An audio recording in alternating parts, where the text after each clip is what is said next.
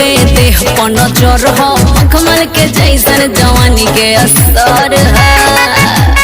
ए बाबू सुन, बड़े बड़े लोग के देह पर नजर हो कमल के जैसन जवानी के असर है।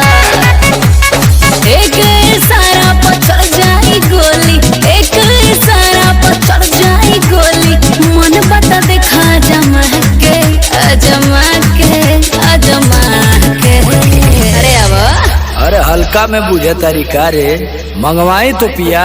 सुन इसके जवे सहित फेंकवा दे हम बंगाल में गिरा बुझा के। इसके जवे सहित फेंकवा दे हम बंगाल में गिरा बुझा के। कोई बड़ा फरकरंदार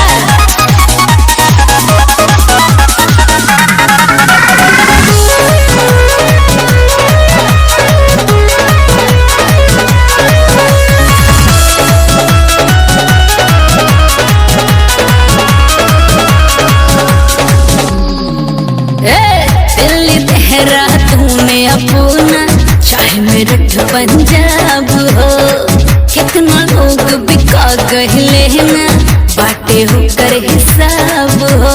जा दोनों टाइम चौका बासन तो के माथ झुकावेली हो। तोहर नियन हमर घरवा पानी भरे आवेली। अरे कम लगत बाटे बुद्धि ना, कम लगत बाटे बुद्धि ना, फायदा बस समझा के समझा के समझा के। दिमाग के कमी बा। अरे गिरवा दे जहाजी से पैसा गौवा तो पा जाई।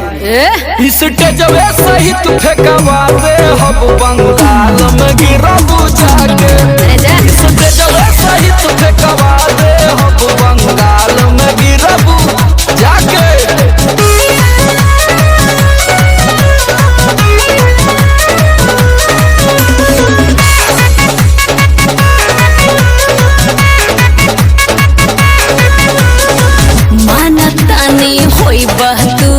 नवाब कवनो किला के पत्ता भी नहीं ले हमसे, उल्टा हमारा जिला के।